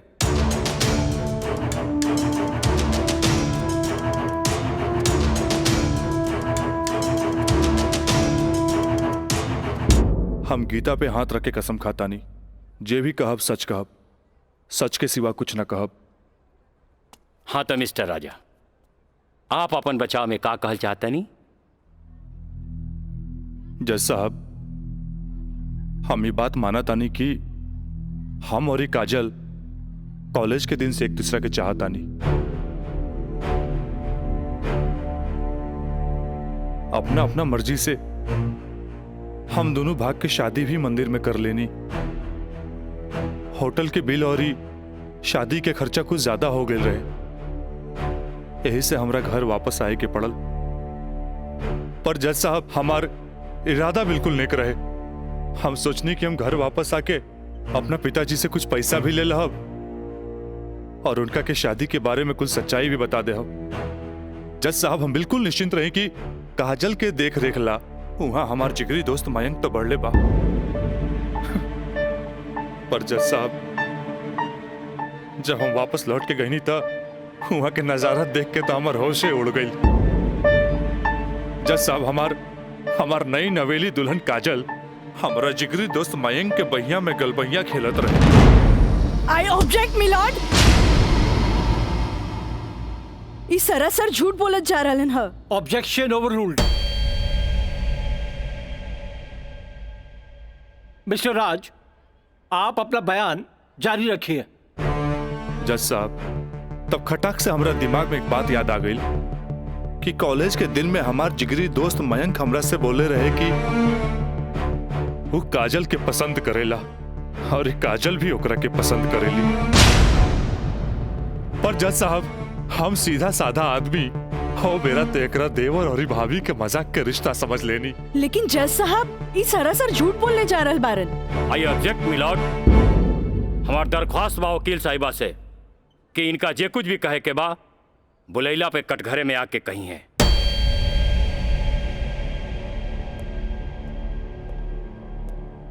आप कंटिन्यू कर सकते हैं मिस्टर राज। जज साहब, कोई भी आदमी अपना बीवी के केहू दूसरा के बहिया में देखी तो ओकरा मन मस्तिष्क पर का गुजरी, ये आप अच्छे से समझ सकीले जज साहब। मिलॉर्ड, ई सरासर झूठ के पुलिंदा आपके सामने रखल जा रहल बा। कोर्ट के गुमराह करे की कोशिश कइल जा रहल बा। तया पानी ना कोर्ट के सही रास्ता दिखावे वाली। अरे घबराई ना, जल्दी ही रहुओ के बयान देवे के समय मिली।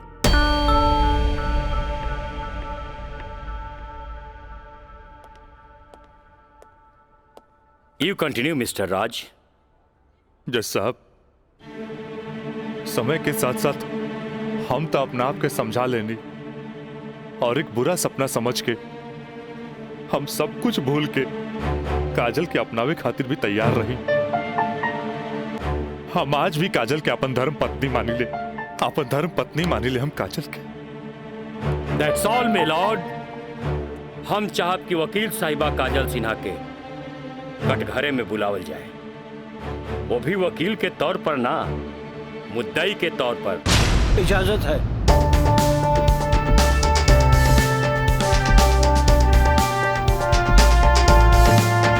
जाइए आप बैठिए। हाँ तो काजल सिन्हा जी, हम चाहत कि आपन प्रेम कहानी अपने ही जुबान से बयां करी। जज साहब, ये बात सच है कि हम राज से प्रेम करे लगनी। मतलब ई कि और पहले केहू से प्रेम करत रहनी, बाद में राज से प्रेम करे लगली? जी ना, पहले हम राज से नफरत करत रही, बुझनी? अच्छा अच्छा, तो नफरत प्रेम में बदल गई? जज साहब, हम अपन मर्जी से ब्याह खातिर राजी हो गई नी और माई बाबूजी के बिना बतैले ब्याह कैनी, जे बहुत बड़ भूल रहे। ब्याह कैनी तो सुहाग रात तो मनैले होई बुना। आई बताई, मर्जी से कि बिना मर्जी से मनैले रहलू? वकील साहब, दुनिया की हर लड़की जब अपन मर्जी से बिहाईली तो उस सुहाग रात भी अपन मर्जी से ही मनावेली ना। हम ए से पूछत रही कि जब सुहाग रात मनावत रहलू तब बगल के कमरा में राज के दोस्त मयंक रहलन ना। तका भइल, मयंक के हम शुरू से देवर के तौर पे देखत रही। अरे देखत भी रही कि मानत भी रही? मानत भी रही वकील साहब, मानत भी रही।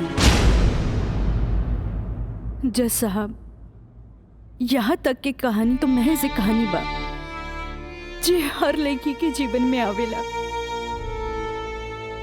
बाकी सेक्शन 420 तो यहाँ से शुरू हो गई कि एगो पति विश्वास में लेके अपन पत्नी के देवर के संगे छोड़ के चल जाला और उहे देवर अपन भाभी के इज्जत के तार तार करे में हर मुमकिन कोशिश लगा देला। बेचारी औरत कैसे भी अपन इज्जत और जान बचा के भाग चलेली और फिर पति मिल जाला और वही कहला कि जे कुछ भी भइला ओकर नाम अब तू रेप तो ना दे सकेलू, काहे कि वो शादी के बाद भइला।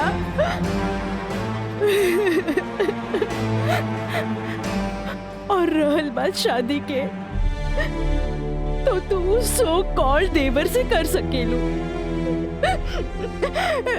काहे के ओकरा हमार झूठन खाए के आदत है।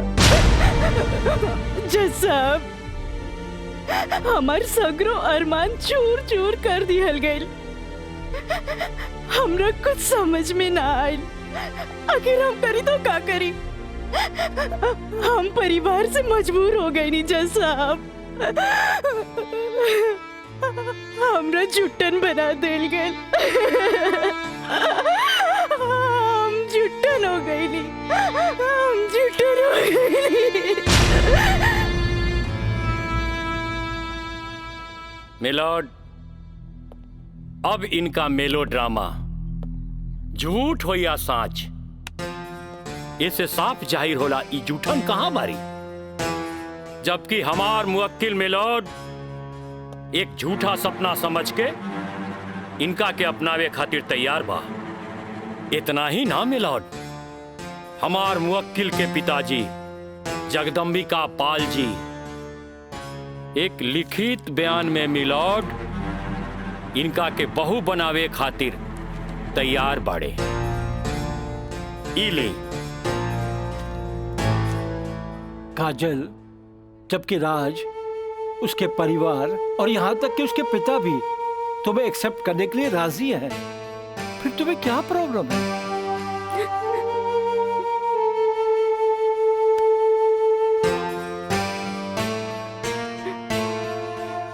तुम बोलती क्यों नहीं हो? कुछ तो बोलो। मिलॉर्ड, वहाँ मर जान के खतरा है। वाह मिलॉर्ड वाह, जौन परिवार के जिला जवान में रिस्पेक्ट बा, जौन परिवार पर आज तक कोनो क्रिमिनल केस नहीं थे, आ वो परिवार के साथ इनकर जान के खतरा बा। Now picture is very clear milord. जज साहब, हम वकील साहब से ई पूछे के चाहतनी, जब इनकर मुवक्किल और उनकर पूरा परिवार वो लड़की के एक्सेप्ट करे के रेडी बा, तब उनकर घर में दूसर शादी की तैयारी काहे चलत रहे? हमरा त लागता कि ई लोग कानून के अंधा समझ के ओके बेवकूफ बनावे चलल बा। आज के लिए कोर्ट मुअत्तल की जाती है। The court is adjourned for further dates.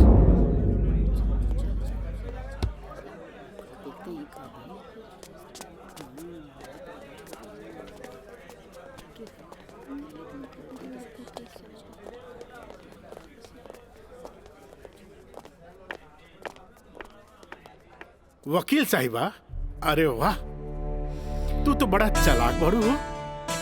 Affidavit करवा के मैं के तू अच्छा यूज कैलू। आपके के कह दलस कि कोई वकील के सबूत इकट्ठा करे खातिर चालाक ना होके के चाहिए? बाकी चालाकियों में भी हम तोहर बापे निकला। और अगला डेट में दूध में ऐसा पानी मिलाई, देखते रह जाओ। चलो बाबूजी। देखो काजल जी, कल कोर्ट में उनके वकील ने जो बहस की, ये एक केस है 99 दिल्ली का। तुम्हारे केस से बहुत कुछ मिलता जुलता है। जी सर। और इसमें उसके पक्ष में फैसला हुआ था। मैं इसको अंडरलाइन कर दे रहा हूँ। ओके। हाँ। तो ये पॉइंट जो है, ये पॉइंट ध्यान से पढ़ लेना। जी सर। और कल तुम्हारी बहस में ज्यादातर ये बातें होनी चाहिए। ओके। समझ गई ना मिथिलेश? जी। थोड़ा ध्यान रखना, ये सारे पॉइंट्स इसके दिमाग में बैठ जाने चाहिए, क्योंकि सारी बहस इसी पर होनी है। जी। कल की बहस बहुत इंपॉर्टेंट है। जी सर। ये बुक ले जाओ, अच्छी तरह से इसकी स्टडी कर लेना। जी सर। ठीक है, जाओ बेटा। Thank you sir. God bless.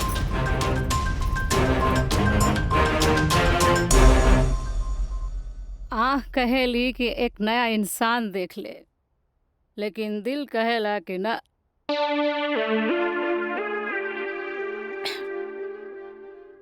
कि वह शख्स एक दिन लौट के जरूर आए।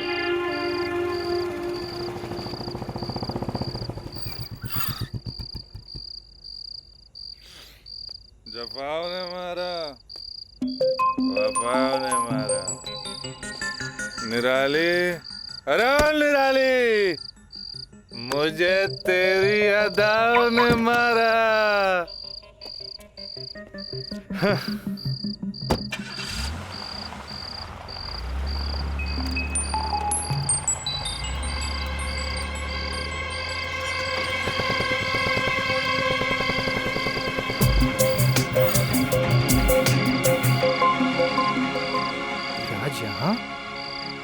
प्रोस्टिट्यूट एरिया में?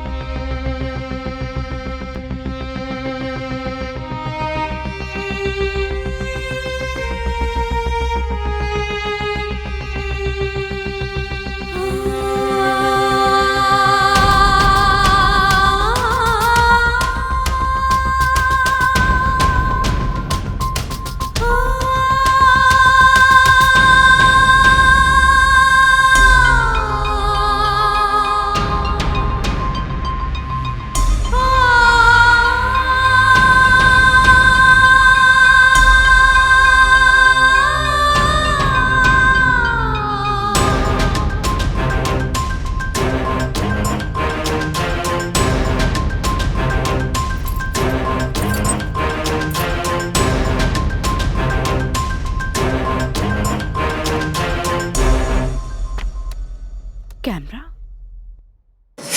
अब जाए भी और जल्दी आई। ठीक बा।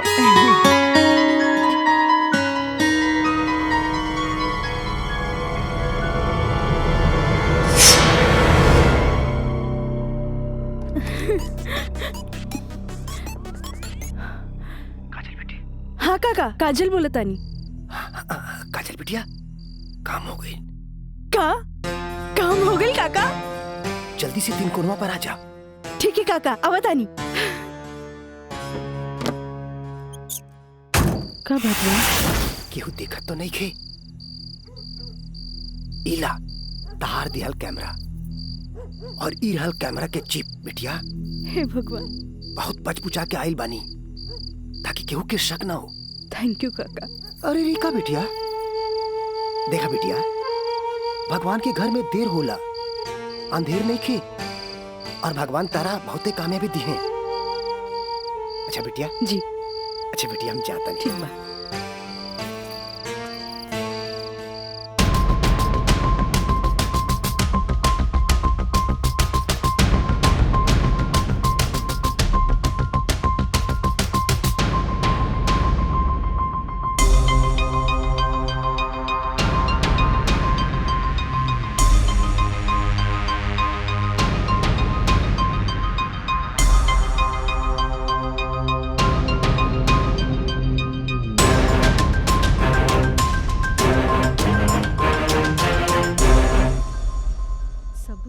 दे देनी। हाँ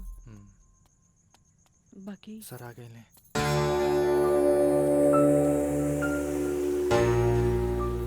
प्रणाम सर। खुश रह काजल। वो लोग समझ ले रहन कि तमाशा होई, बाकी तू चुप रह के बाजिए पलट देलू हैं। तू जौन भी सबूत हमरा के देले रहलू, हम सब स्टडी कर ले बहुत सही है। I am proud of you बेटा। Thank you sir. God bless you. Mithilesh ji, कल कोर्ट पे मिले जाए। ठीक बा सर। ठीक है, चलो। प्रणाम सर।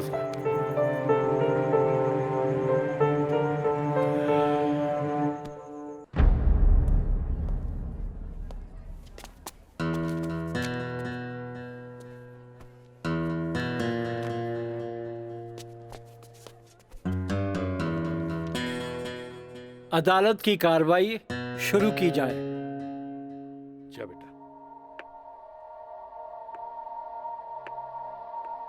मिलॉर्ड, असल में ई केस एगो अय्याश अमीर आदमी के अय्याशी के केस है। साथ में पढ़े वाली छात्रा के अपन अय्याशी के जाल में फंसा के ओकर असमत से खेले के केस है। I object milord. हमार वकील साहिबा के शायद दिमाग खराब हो गई बा जी। हमार मुवक्किल पर बेबुनियाद घटिया इल्जाम लगा रहल बाड़ी। मिलॉर्ड, जेकरा ई घटिया और बेबुनियाद इल्जाम कहतारे ओकर बुनियाद हा। हम चाहे कि इनकर मुवक्किल राजा के कटघरे में बुलावल जाए। इजाजत है।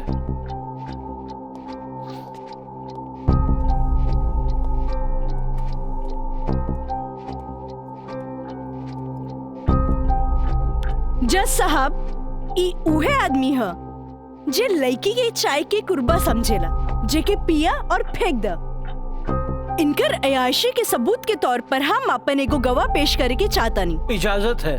Thank you.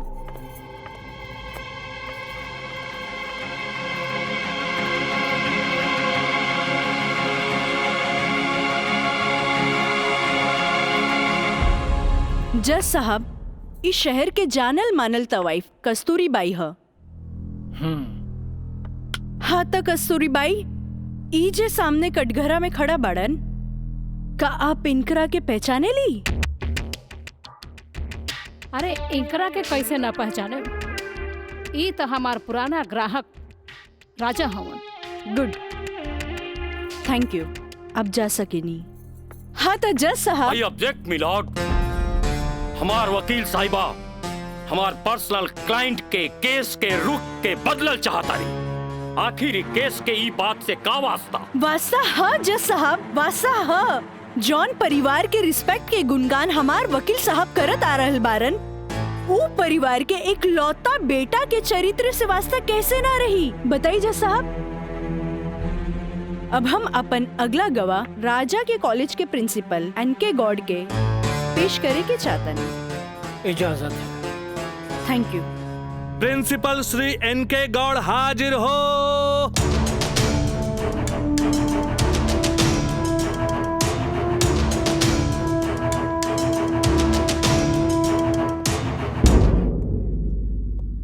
हाँ तो प्रिंसिपल साहब, आपकी कॉलेज की एक छात्रा काजल सिन्हा के साथ जब ई शख्स सरेआम छेड़खानी कैलस और जब वो आपसे रिपोर्ट करे के बाद पुलिस में जात रही, तब आप का कहनी?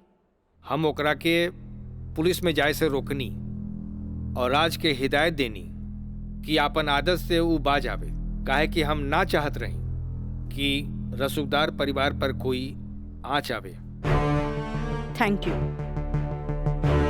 नोट किया जाए मिलॉर्ड। रसूखदार सुनल गई ना जज साहब? हमार वकील साहब के हिसाब से जॉन परिवार पे एक भी क्रिमिनल केस ना हुई भी तो कैसे? खैर, अब हम सबूत के तौर पर रसूखदार परिवार के एक लौता बेटा के जिगरी दोस्त मिस्टर मयंक के पेश करे के चाहता नहीं। इजाजत है। गवाह मयंक हाजिर हो।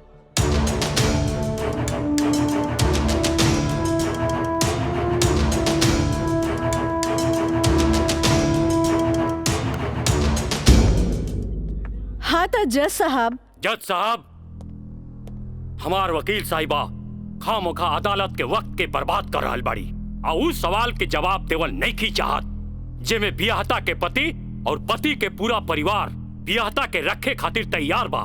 तही बात में कौन जान के खतरा बा? बियाहता ई शख्स उहे आदमी बाड़न जेकर मदद से शादी जैसन पवित्र बंधन के आड़ में कानून के धोखा देवे के साजिश रचल गई, जेकर रचयिता बाड़े मिस्टर राजा और साथ देवे वाला बाड़न मिस्टर मयंक।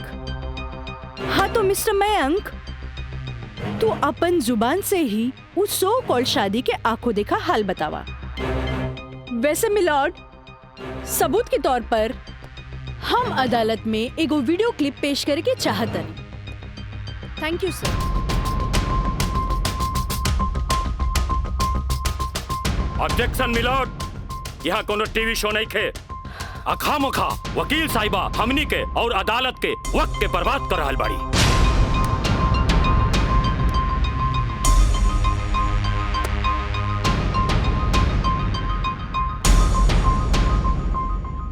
जज साहब, वीडियो क्लिप में साफ दिख रहल बा कि दुल्हा दुल्हन के दाएं बाएं ना बल्कि आमने सामने बैठाल गईल ह, जे हिंदू रीति रिवाज से बिल्कुल गलत बा। और ऐसे नहीं से भइल काहे कि पंडित से शादी ना करावल गई, एक बहरूपिया से पंडित के रूप धरावल गई। आप यही क्लिप के साथ पंडित के बयान खुद से देख ली। जज साहब, हम रेलवे कर्मचारी हैं। रुपया के लालच हमरा के नकली पंडित बने पर मजबूर कर देलस। जज साहब, हम एक गरीब आदमी बानी और पैसा का लालच बड़े बड़े लोगन के अच्छा और बुरा समझे का शक्ति के छीन लेला। हम तो एक गरीब आदमी बानी। दोस्त के कहला पर हम एगो भलता आदमी के पुजारी बना के इन लोग का ब्याह करवा देली। आखिर हम भी क्या करती? जज साहब, काजल की खूबसूरती का हम दीवाना हो गई और काजल के पावे खातिर हम समाज और कानून के हर सीमा के भी लांग गईली।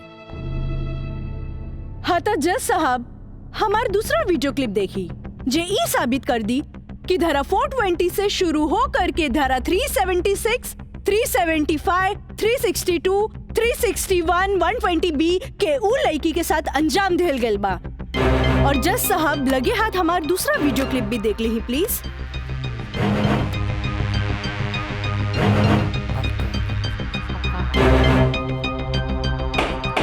Order order. अरे हटाओ, हटाओ, हटाओ।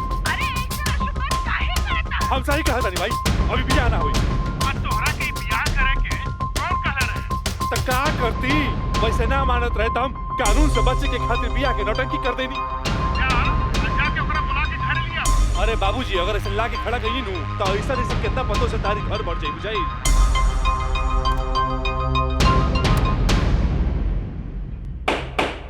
Order order. सारे गवाह और बयानात को मद्देनजर रखते हुए अदालत इस नतीजे पे पहुंची है कि मुजरिम का मकसद पहले से ही धोखाधड़ी से कहीं आगे था, क्योंकि उसका मकसद उस लड़की को धोखा ही नहीं देना था बल्कि उसके साथ शारीरिक संबंध स्थापित करना था। और यह भी साबित होता है कि मुलजिम ने बलात्कार को शादीशुदा जिंदगी को एक व्यवहारिक रूप देकर कानून को धोखा देने की कोशिश की है। इसलिए अदालत धारा 420 से बढ़कर इसे 376 एक रेप केस करार करती है और साथ ही महंग को इस अवैध कार्य में साथ देने के लिए धारा 120B को अदालत मुकर्रर करती है। धारा 376 के तहत मुलजिम राजा सिंह को 9 साल एवं उसके साथी मयंक को धारा 120B के तहत 4 साल बामुशक्कत कारावास की सजा देती है और पंडित देवी दत्त को नौकरी से बर्खास्तगी के साथ IPC 34 एवं 120B के तहत 2 साल की सश्रम कारावास देती है। और अदालत जगदम्बिका पाल सिंह जैसे हर अमीर बाप को यह हिदायत देती है कि पुत्र के मुंह से उनके उल्टे सीधे कारनामों में बेटों का साथ न दे। और इन्हीं फैसलों के साथ अदालत आज बर्खास्त की जाती है। Thank you.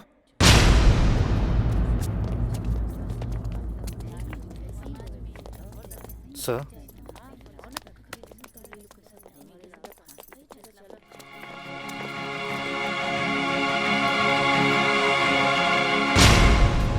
ए बेटा, हम तोरा बिना हम कैसे जियब रे?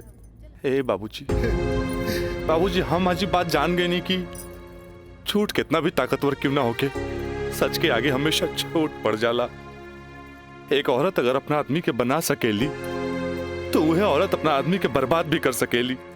बाबूजी, हम कबो औरत जात की इज्जत न कईनी, उनका के अपना पाव के जूती समझनी, पर हम भूल गए रहनी की जन धन दौलत पे हम इतना घमंड करे ले। बाबूजी, वो तो एगो लक्ष्मी के रूप है। बाबूजी, हमारी गलती माफी के लायक तो नहीं खे, पर हो सके तो हमरा के माफ कर दे। बेटा, तुहारी पश्चाताप के आंसू में तुहार पाप सब धुल जाई रे। चलिए इंस्पेक्टर साहब। Kajal, congratulation, I am really proud of you. Congratulation तो हमरा के बोले के चाहिए, काहे कि ई जीत हमरा लिए अकेले पॉसिबल ना रहे जे आप हमार साथ ना देती। Good, I am really proud of you Kajal. Thank you sir.